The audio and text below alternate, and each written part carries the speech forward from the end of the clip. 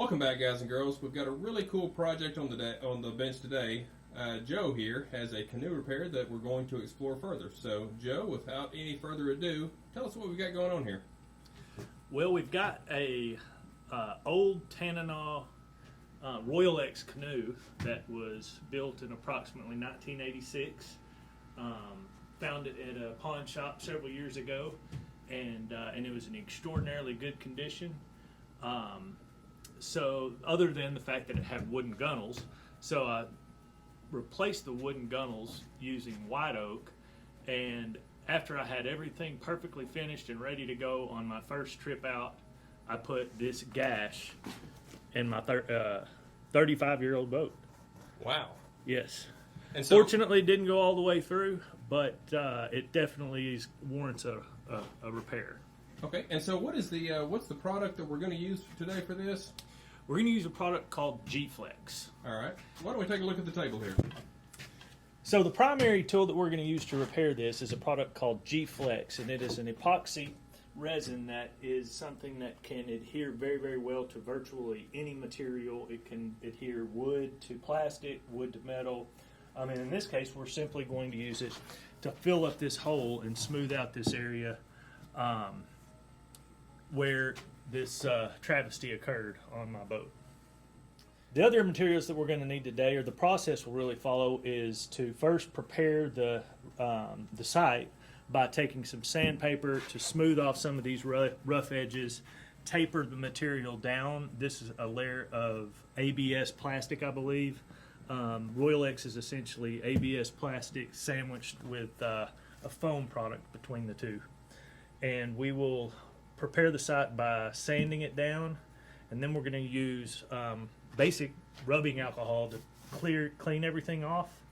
And then it's recommended with plastics that we heat up with a flame the area to be repaired prior to putting the product in there. We're kind of debating whether or not we're going to use fiberglass cloth to fill the deeper part of the hole. I'm going to make that decision as I get a little bit closer to the actual repair itself. We may cut a small piece for these two deeper gashes and then use the G-Flex for the rest of it. We'll just kind of see how that unfolds as the site preparation goes down. So the first step in the process is to get everything cleaned up and some of the gashes worn down. And the product recommends using 80 grit sandpaper. And so that's what we're going to do, is just try to work this so that they're tapered edges so that it can fill up this gash as nicely as possible.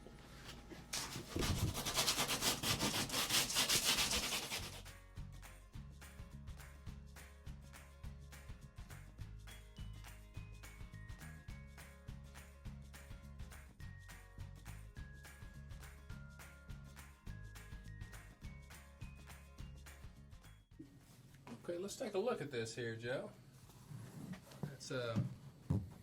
It seems like you've cut out all those ridges there. Yeah, may need to hit that just a tiny bit more, but I think for the moment we're pretty good. So as I mentioned, this is about a 35-year-old canoe. They have gone up in cost dramatically. The material that it was manufactured with is Royalex, which is no longer in production. They've actually changed to a product called T-Formex now for some of the higher end canoes, but a canoe like this today would cost you somewhere between $1,800 and $2,500 new to replace. Wow. Yeah, so for, I think it was $24 and some change, this G-Flex product is what they swear by, and you can actually really get a ton of life out of these canoes. Another thing that you can do down the road, and I'm considering it pretty soon, is to install skid plates, which would use that fiberglass cloth and layers of this G-Flex product overlapping and tapering down, just to kind of provide additional protection for the hull of the boat. That's a cool idea. So now that we've kind of sanded down the area that we're going to repair, I'm going to just finally clean it up real good with some rubbing alcohol. Once we've done the rubbing alcohol, then we'll follow with the next step of heating it up with the torch.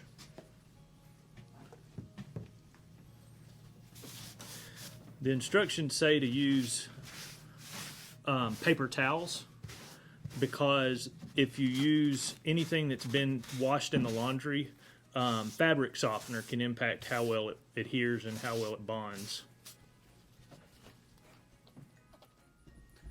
So the G-Flex, once you've mixed it together, it's got a working time of about 45 minutes, which basically means you've got about 45 minutes of time between the time you mix it and the time you have to be done working with it, where it's going to begin the process of curing and hardening. Once you've got it worked in and removed the excess, then it takes somewhere between 7 to 10 hours before it's ready to be sanded. The ideal curing temperature is about 72 degrees. I think for every 10 degrees, that curing time actually reduces by about half. So we may actually be ready a little bit sooner, because I think down here we're probably sitting at about 80 to 85 degrees.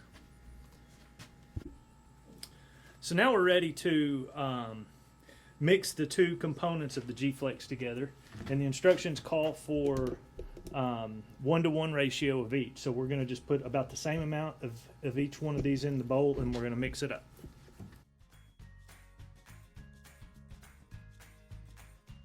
So the instructions recommend that with any plastic material that you prepare it by heating it up with a flame. And so we're just going to hit this a little bit with some with a regular soldering torch. If I can light a torch with these gloves on.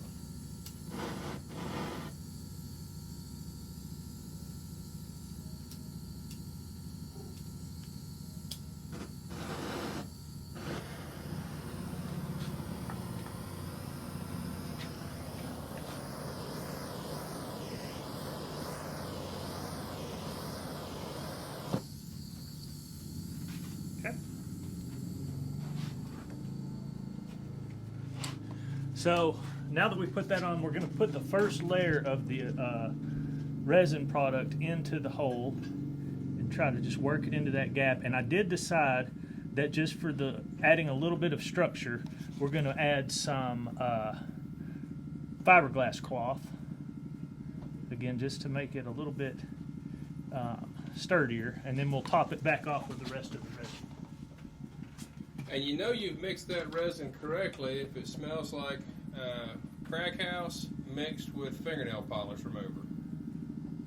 Fiberglass in there.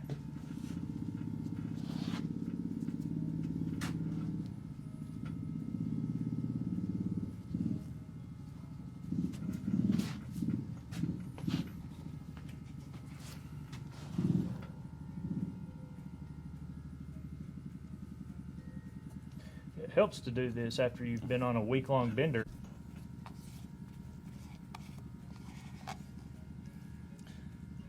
And can you put that stuff on biscuits or not?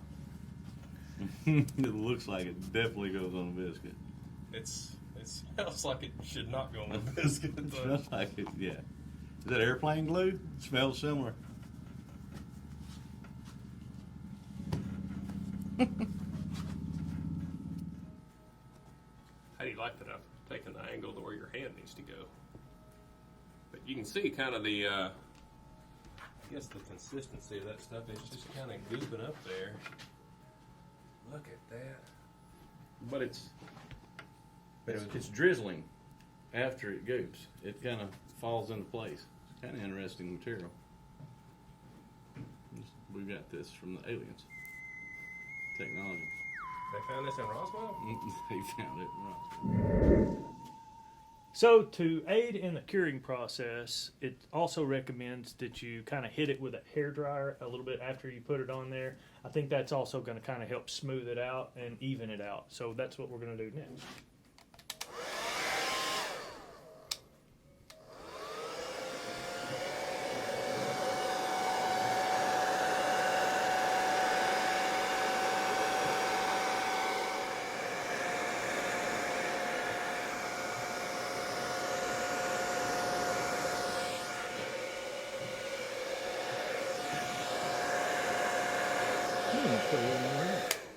And I don't know if you can see, but that fiberglass is just barely noticeable in there.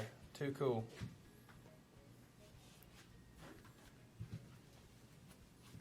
Just kind of globbing it a little bit on where that gash was, just to give it a little extra harumph.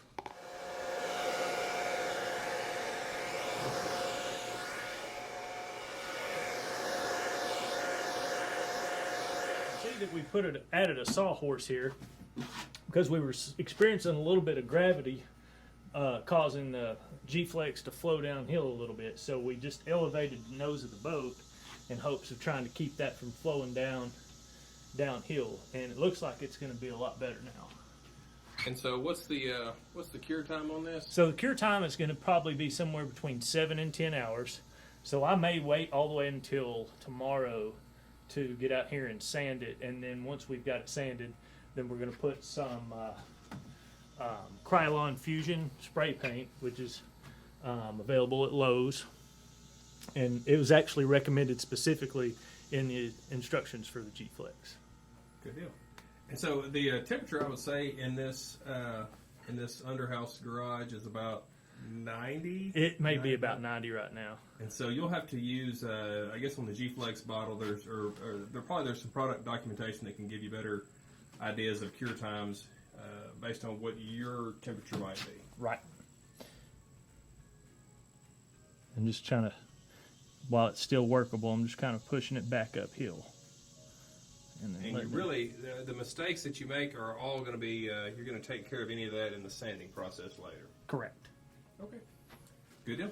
We will, we'll break and we'll come back whenever it's cured. 24 hours later. So according to the instructions for the G-Flex, it can cure to a workable and paintable form after 7 to 10 hours. But we went ahead and let it cure overnight. So we're about, as David mentioned, 24 hours later. And so basically what we've got to do now, everything looks like it's hardened real well. It's got a little bit of a hump there, but that's, to me, kind of acceptable. It is, after all, the bottom of a canoe.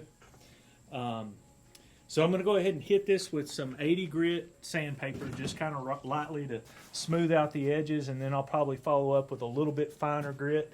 And then once we're done with that, we're going to hit it with some spray paint.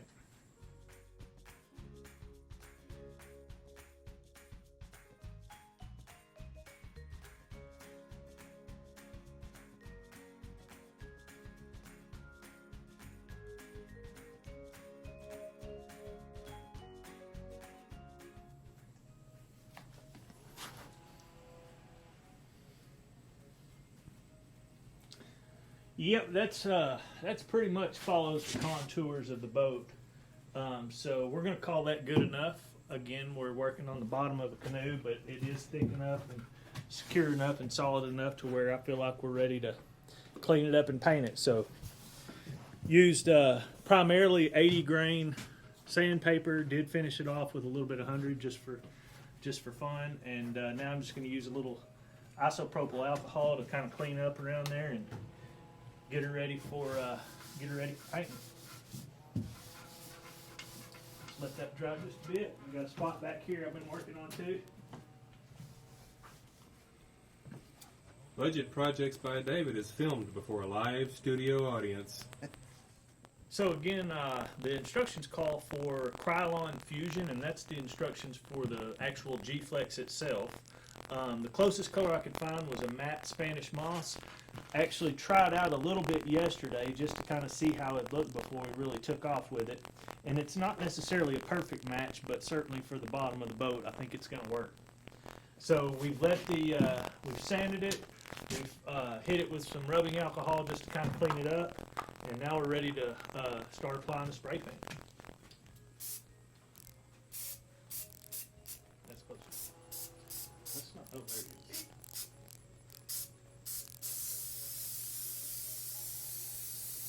That's the prettiest bottom of a boat I'm sure I've ever seen.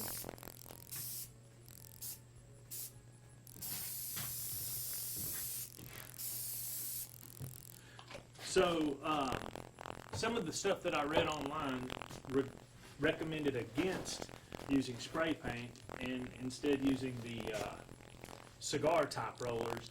But I found that after I used the spray paint, if you just kind of come back behind it with a paper towel and model it a little bit, and then we'll come back and hit it again. It'll give it kind of the same texture that the Canoe has, and it won't have that splotchy look, and it won't have any runners on it.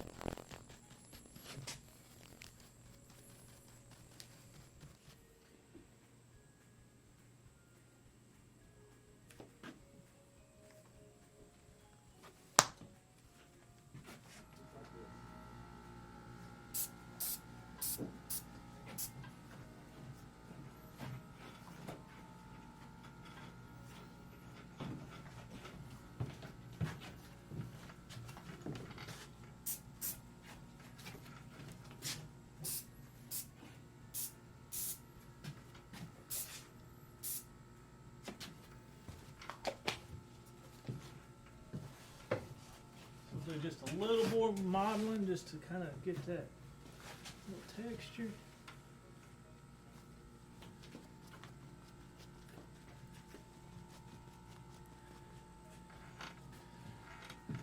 And so it looks acceptable. So you've got a permanent repair to what was a pretty nasty gash. And not sure how long this paint's going to last, but I've got pretty high expectations. And after all, I've got a whole other rest of the can of it too to use on it if I scratch it off. But hope to get a whole lot more years out of this 35-year-old boat. And now I know that if I come up with another wound, I know how to fix it. Absolutely, Joe. Thank you for sharing your project with us. I really appreciate it. And if you guys, if this project helped you, or if you like the video, please give it a thumbs up. Consider subscribing. We've got a lot of great stuff on the channel, just like this. It's aimed at saving you a little bit of money on your common household stuff and anything else that you could run into in your recreational life. Isn't that right, Joe? That's right, David.